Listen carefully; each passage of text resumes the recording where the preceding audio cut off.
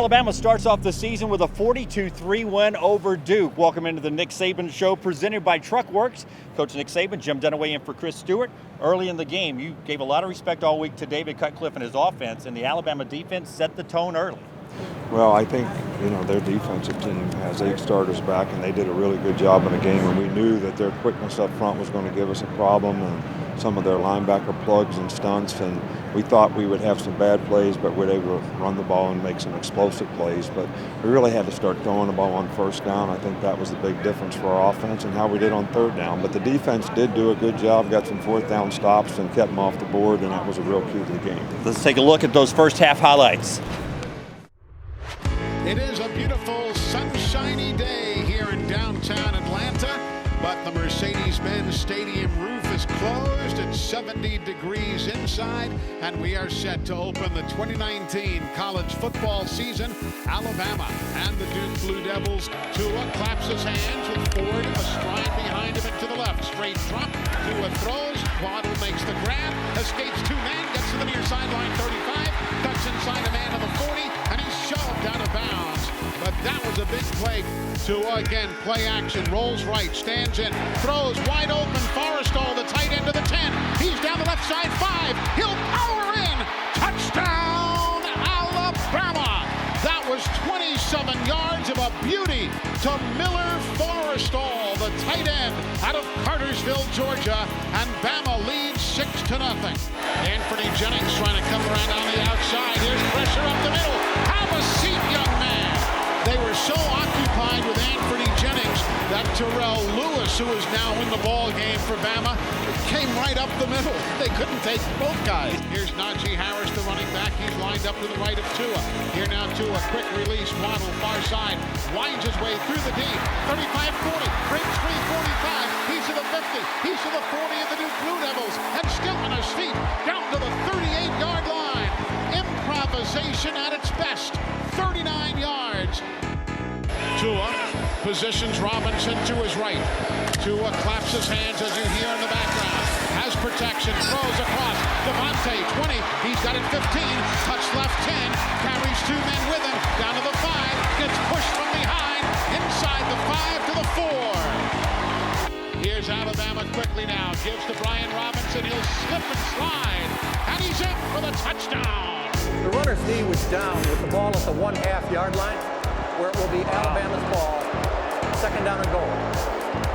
Tahoe, I should say. And now Robinson gets it for the touchdown. They'll move men around. Here comes the snap. Bama not fooled by any movement at all, and they get nothing. And the Crimson Tide will hold it defensively again. LeBron Ray came up with the big play, backed up by Christian Harris, and Duke is going to have to punt it away one more time. They're now 1 of 6 in 3rd down conversion. So in the second quarter, Tua Tagovailoa, 9 of 9, 145 yards, no incompletions, and the passing game really picked up. Well, and I think the key to it was we did a really good job on third down, which is what kept some drives alive. We kept the ball on offense. We got some real key third down stops on defense. I think they were 1 for 7 on third down, in the first half. We got a 4th down stop when they were down in the red zone. All right, so all these things, to me, contributed to where we were. All right, but I felt like if we just kept pounding them, that, we knew we were going to be in a 60-minute game. We knew how hard those guys would play, that eventually we'd be able to wear them down, and I think that's what happened in the second half. Alabama takes the lead to the locker room. The second half highlights coming up on the Nick Saban Show. The Nick Saban Show is brought to you by the University of Alabama, where legends are made, and by Tiffin Motorhomes, made to move you.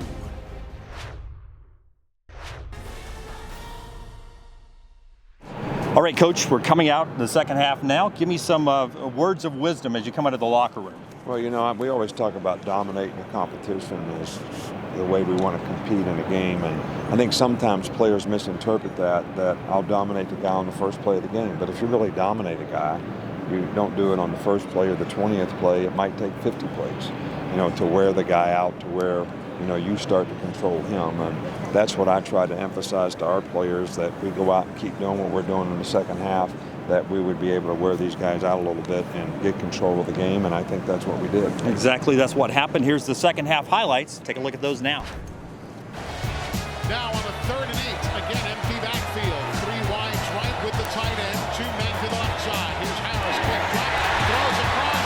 It is caught after a deflection and taken by the tight end Gray for a first down.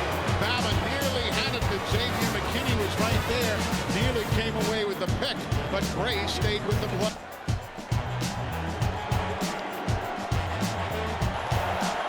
Here now.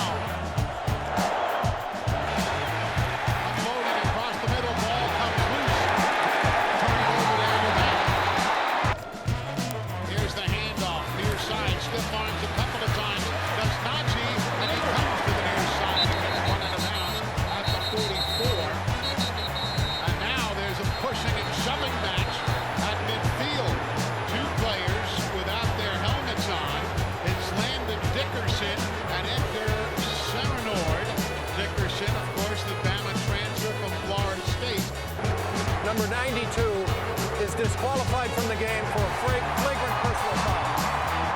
First down. Tua, quick release, far side. Taken there by Judy. Around the left side, sidesteps Tua. Gets down for a first down near the 10-yard line. Here's Tua again, gets the ball, throws it near side. Wide open screen to the 10, to the 5, to the 2, to the 1.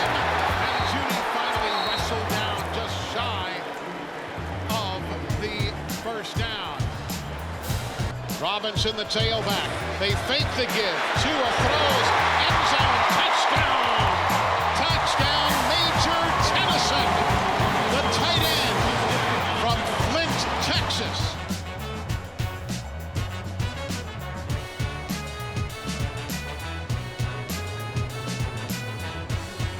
From the 25-yard line.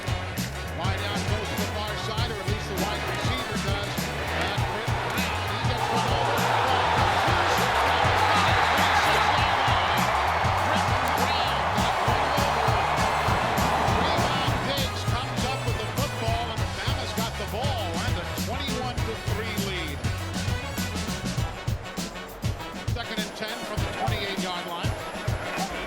Coming across. Here's the give. Najee going to the left side.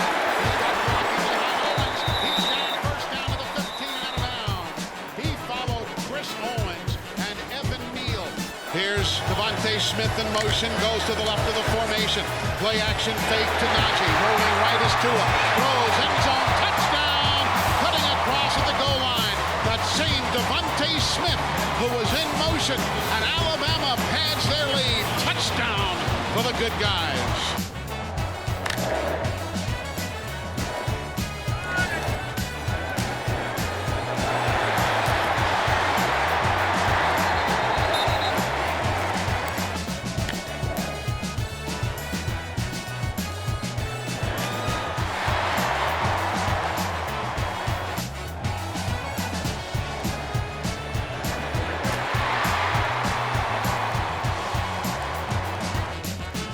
This time he comes near side to Judy on the screen. He'll get around the outside man. Down the right sideline.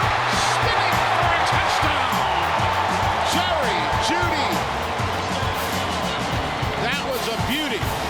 Takes a straight drop. Looks right side. Fade route. Picked off by Trayvon Diggs. And for Alabama, their first interception of the year. Here now the fake toss. Quarterback Harris rolls right and throws. But an on-the-spot tackle by Patrick Surtain. Mac Jones, the quarterback. Snap to Mac. Throws left side. Caught Waddle. Spins around 30. Reverses direction to the near sideline. And goes out of bounds to the first down. Talia hands off. Ford, big hole. Ford's 20. Ford's 15. Ford's to the 10. To the 5. Touchdown! 7 yards. Talia Tagovailoa handing off, and Tua is going absolutely wild on the sidelines. Play action fake. Harris loads up, throws long. It could be intercepted. It is by Alabama. Intercepted by Jordan Battle.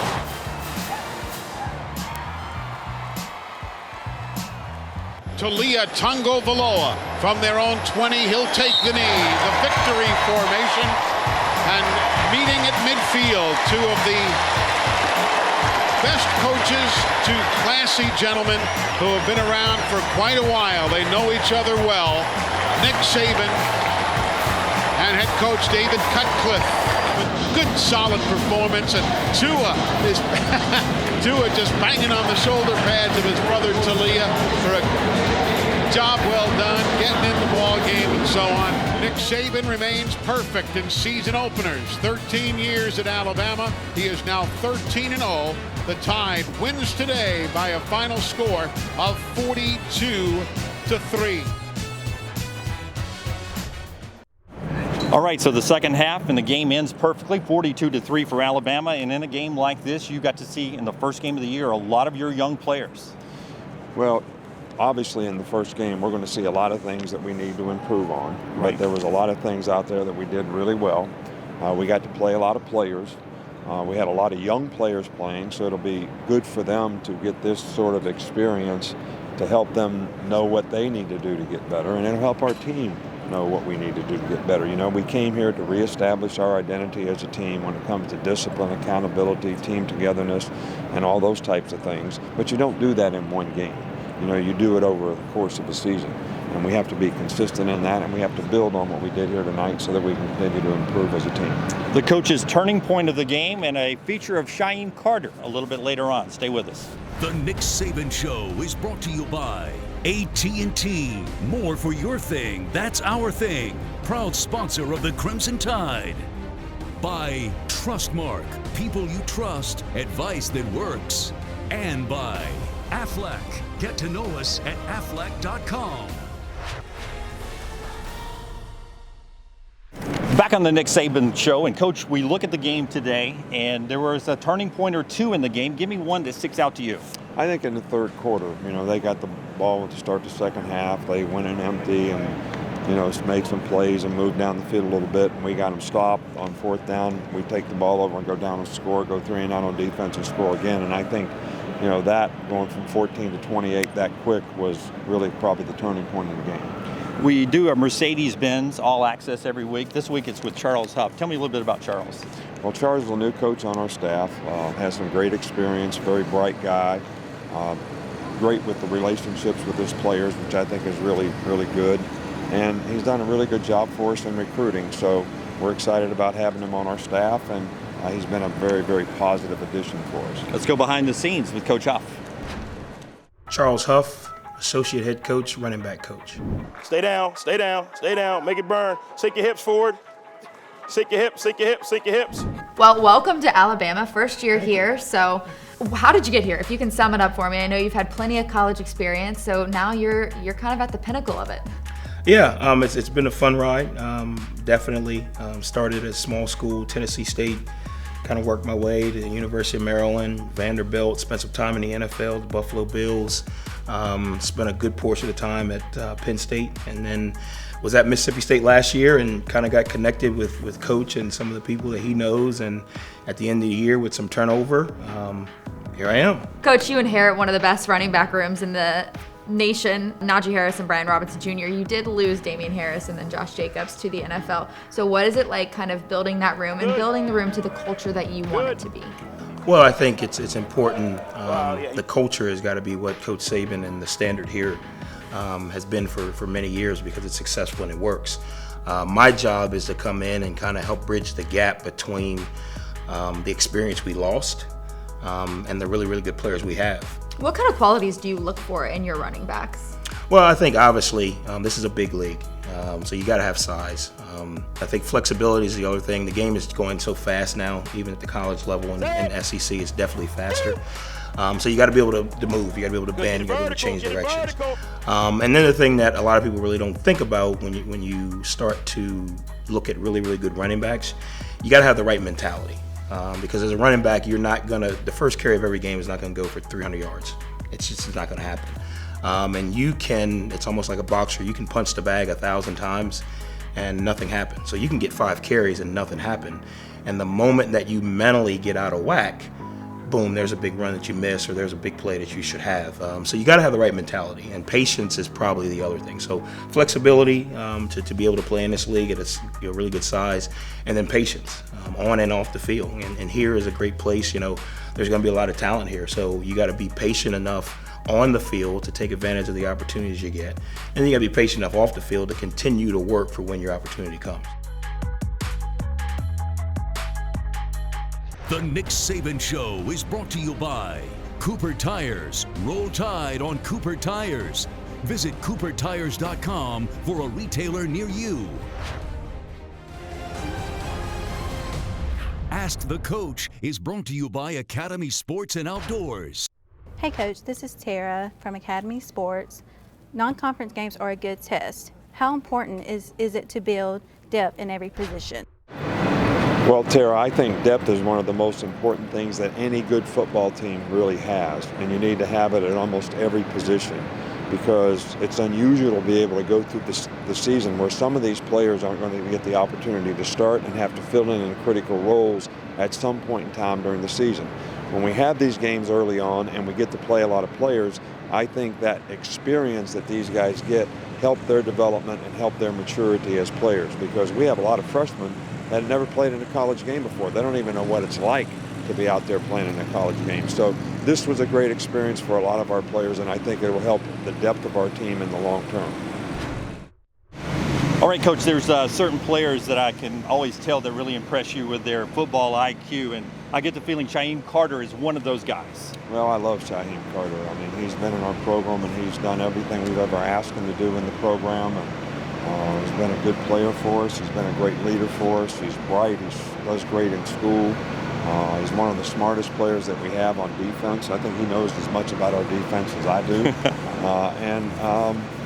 He's got great character, and he's going to be very, very successful in his life because of all those things. Let's learn a little bit more about Shyheim Carter.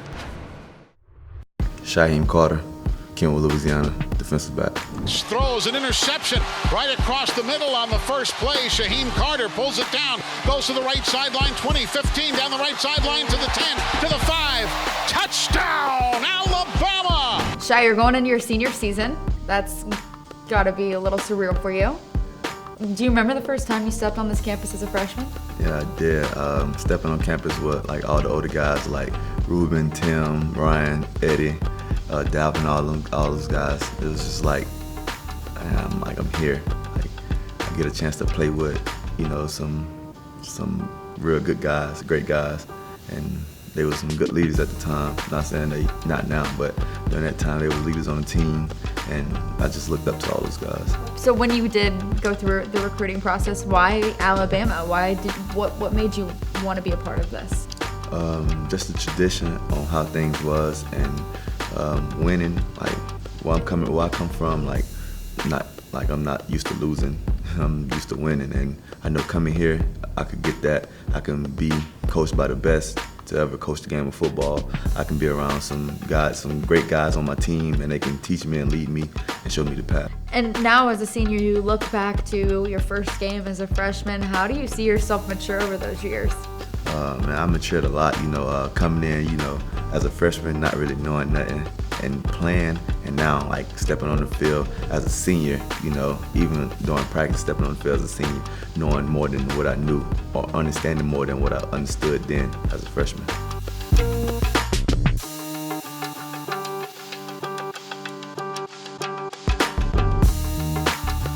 The Nick Saban Show is brought to you by AT&T, the official wireless provider of the Crimson Tide. AT&T, mobilizing your world.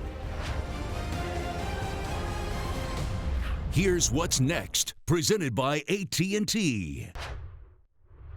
So Alabama beats Duke 42-3, 1-0 on the season. Now it's always the exciting part, the home opener for Alabama next week against New Mexico State. Well, we always look forward to playing at home. Always have a great crowd. We have great support. There's a lot of tradition there. I think the players really enjoy that atmosphere that they get the opportunity to play. And, what's good about this game is you have a little bit more time to prepare for the first one. But, New Mexico State will be completely different. We'll have new challenges on both sides of the ball, and you have to do it in a regular work week as we're going to have throughout the season. So this will be another challenge for our players as well. All right, an exciting first week. Looking forward to the home opener, and we'll see you next week here on the Nick Saban Show.